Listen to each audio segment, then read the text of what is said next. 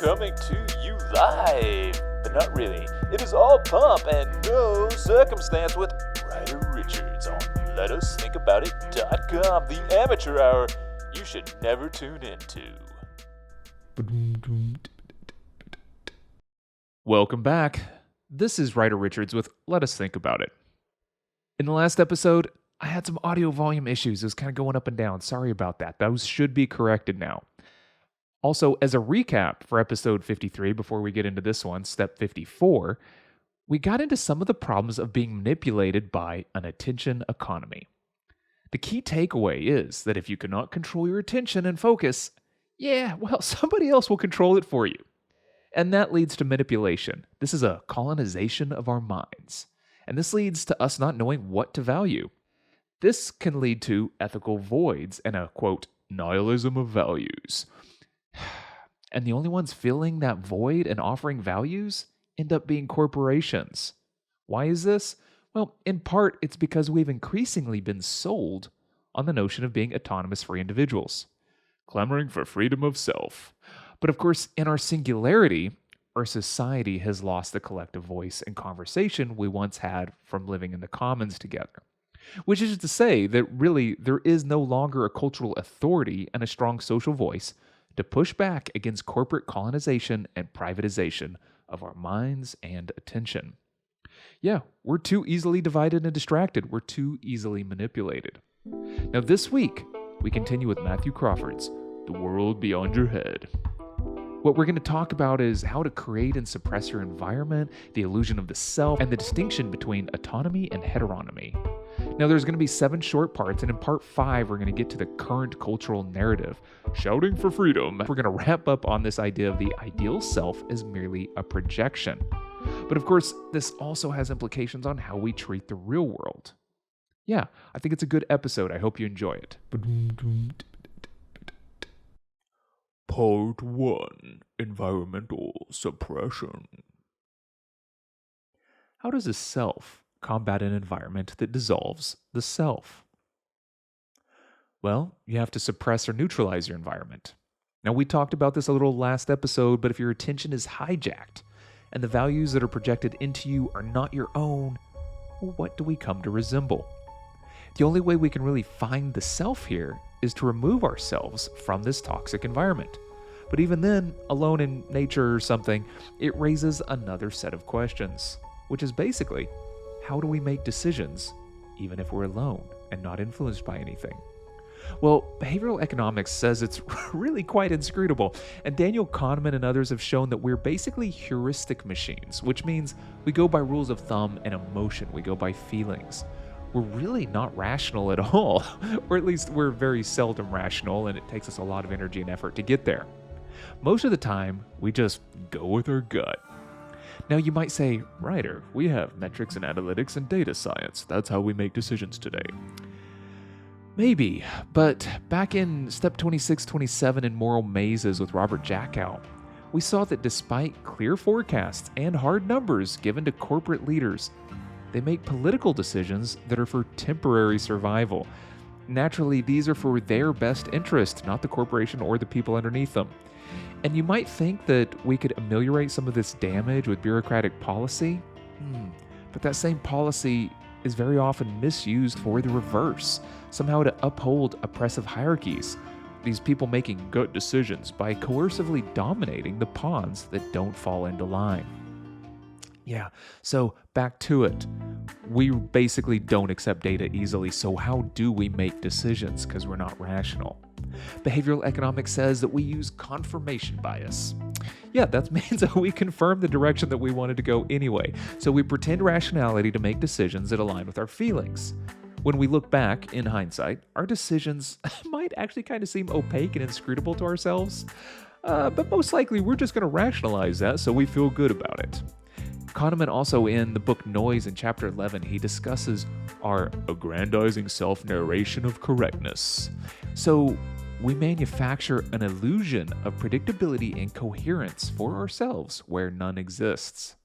That's right, we claim to know ourselves and to be able to predict our own behavior, but the science says otherwise. I know myself, I would never do that. Oops, I don't know why I just did that.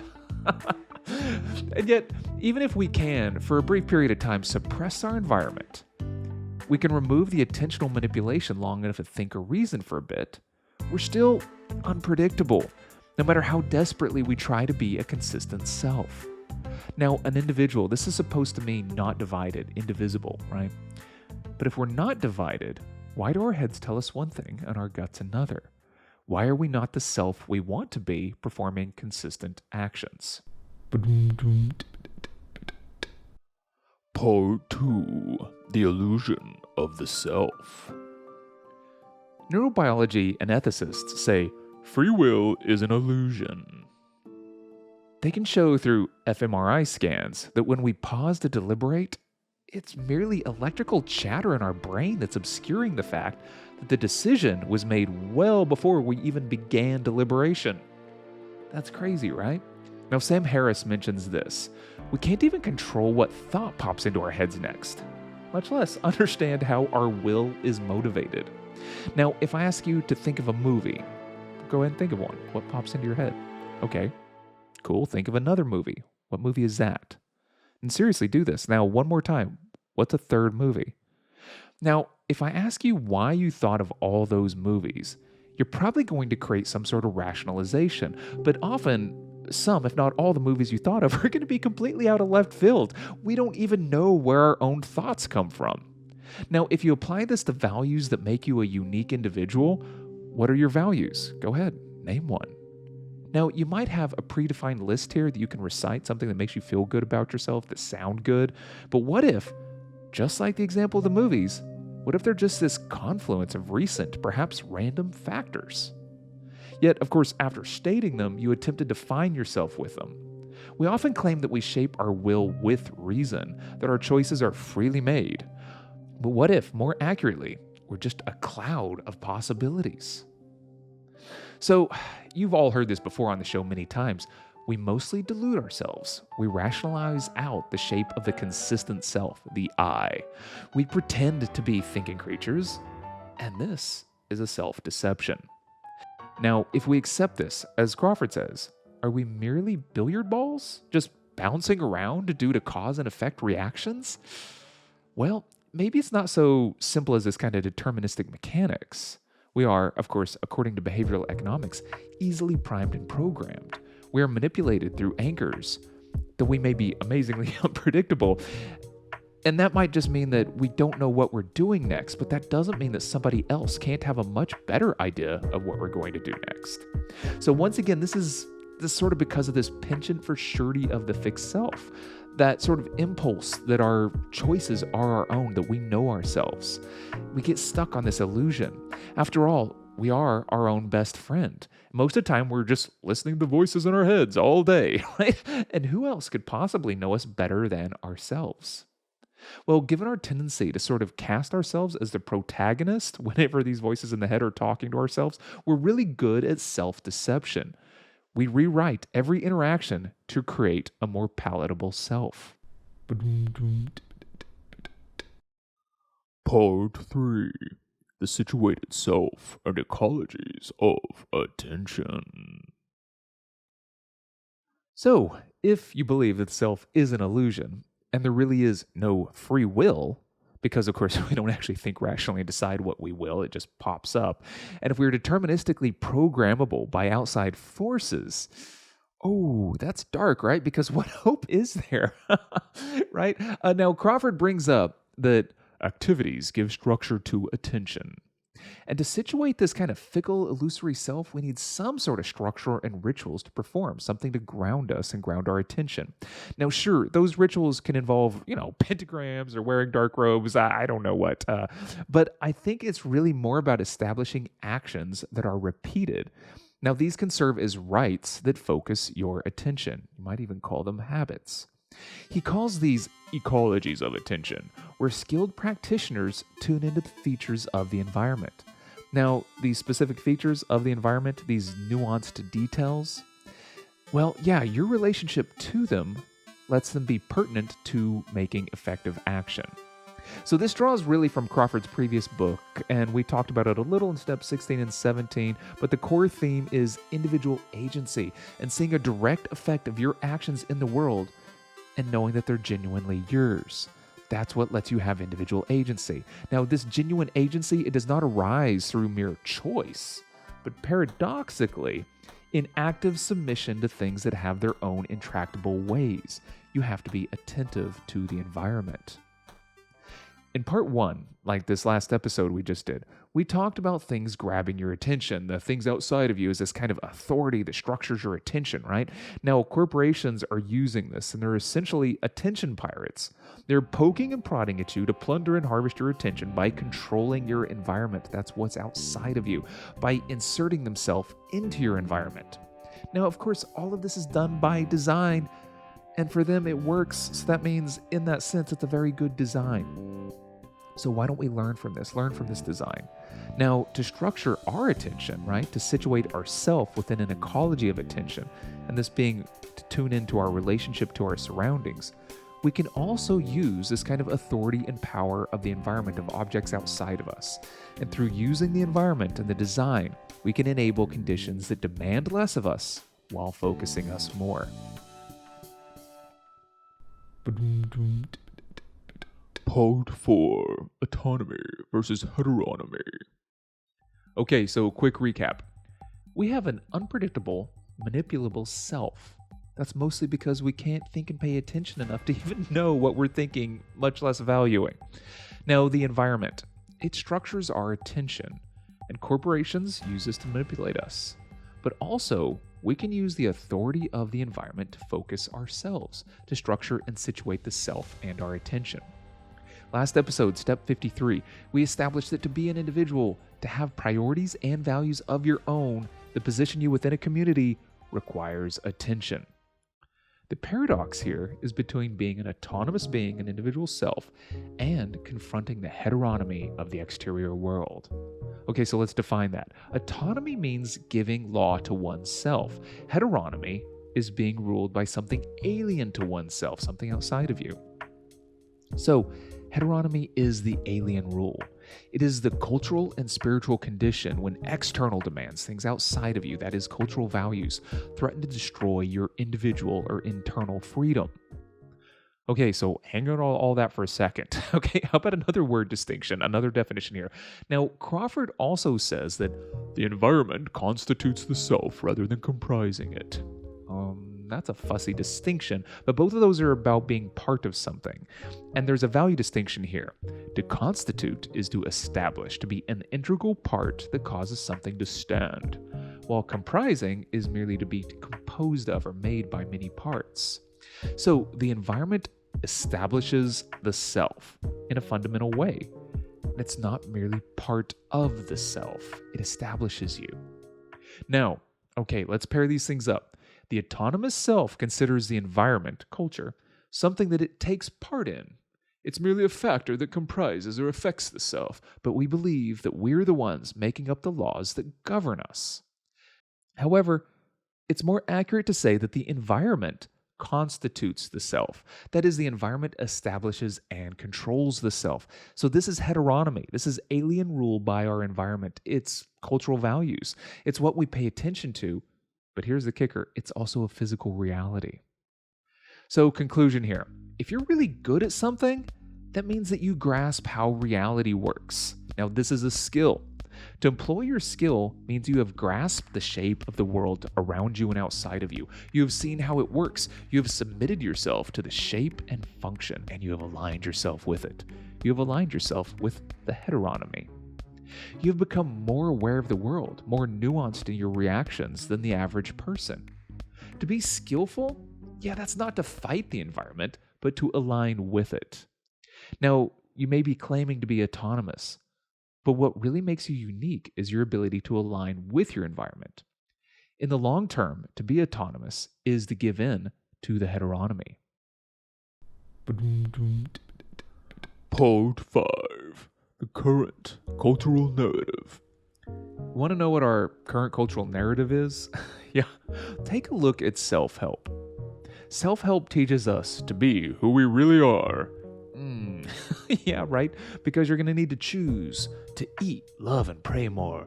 Or perhaps it's your book says not to eat as much, and maybe it says to only love one person, which is really deep down inside, it's you. And of course, to only pray to one God.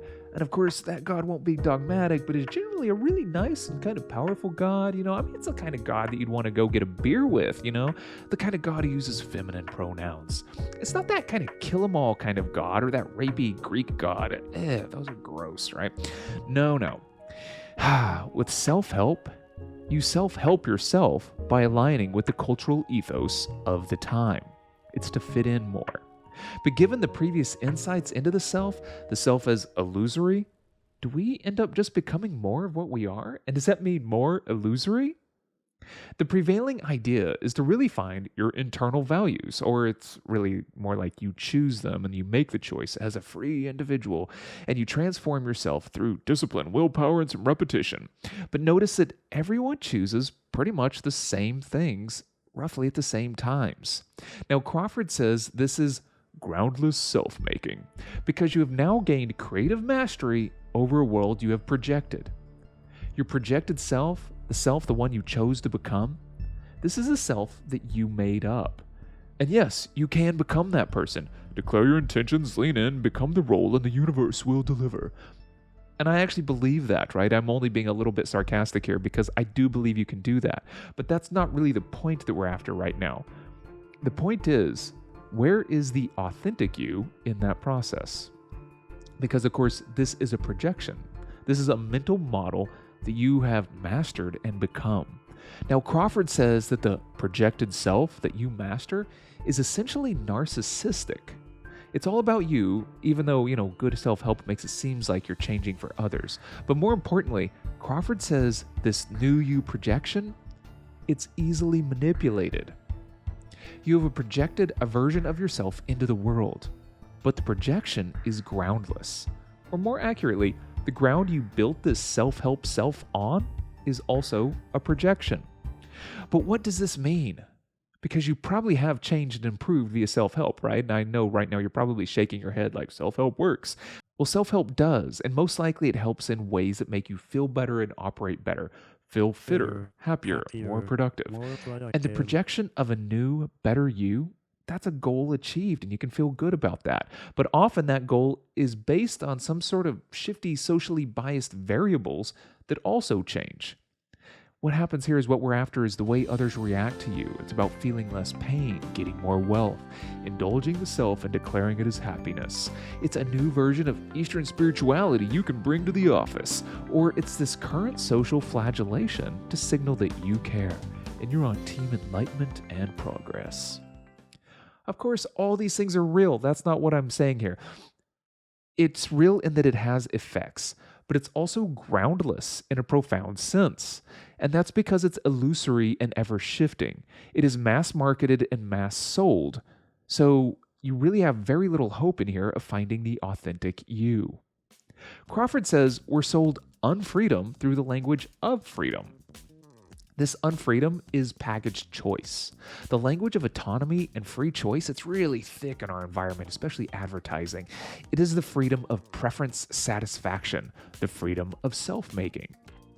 It is also marketing, right? We're marketed to as if freedom is something we're entitled to. We're told that we're entitled to liberation from all constraint. Now go, spend more and be free, my son. And we say things like, I deserve it. Well, why? Because I'm a human.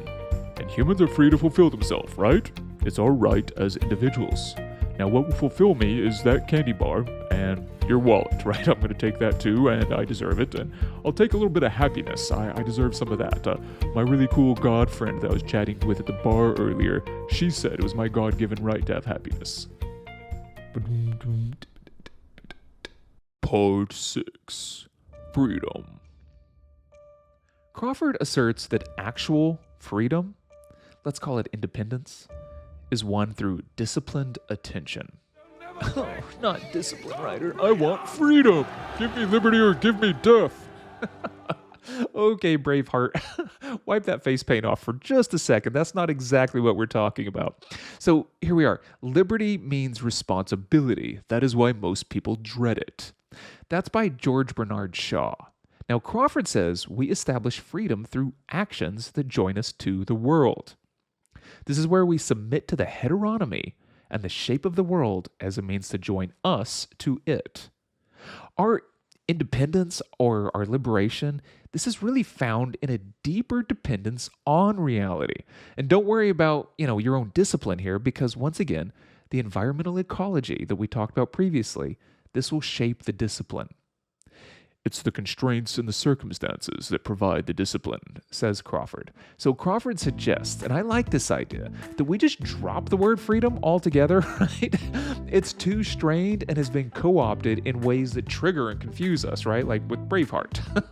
So freedom is a word that when used obscures our ability to think critically because it manifests its central dogma.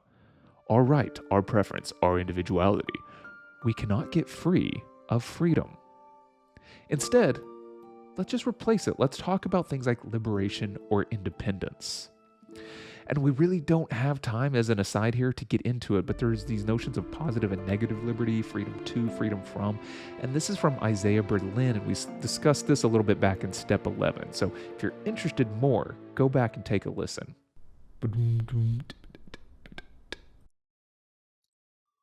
Part 7. The ideal of self as a projection. Crawford states his goal with this book is to reclaim the real. Oh, man, that's a tall order, right?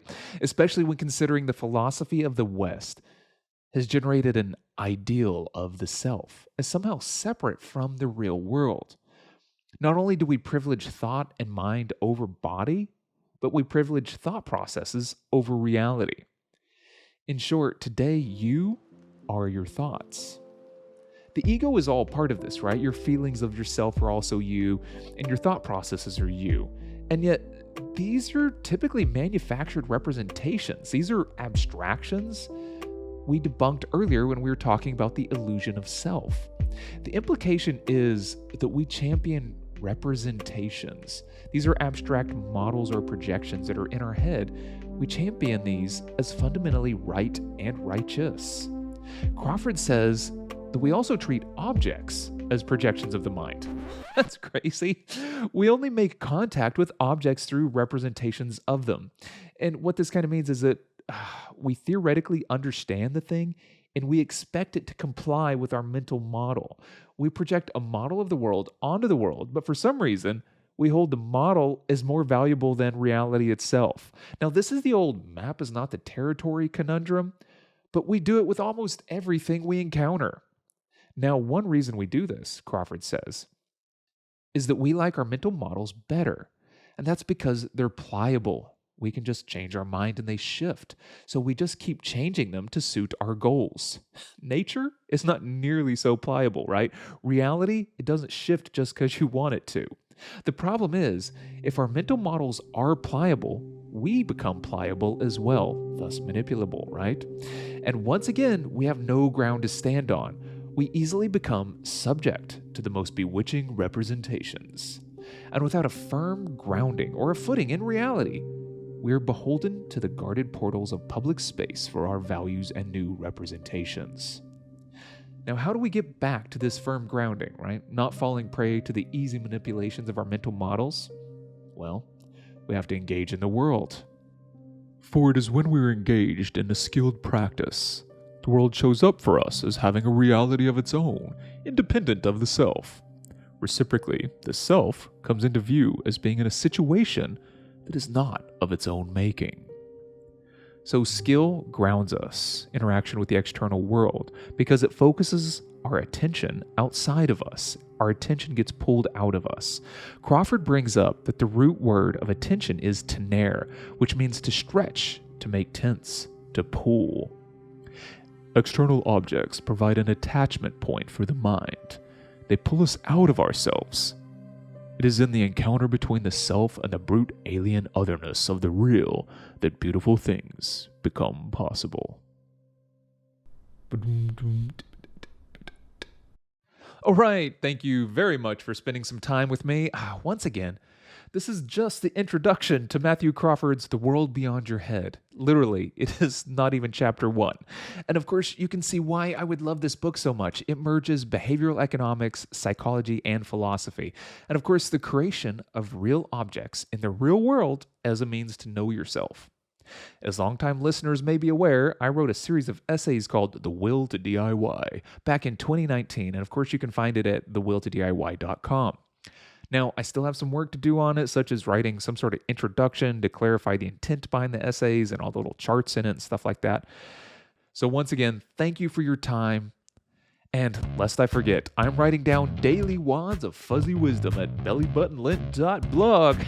That's right, bellybuttonlint.blog. Yeah, you can get quasi-profound navel-gazing insights sent straight to your inbox. Till next time, this is Ryder Richards. Stay safe.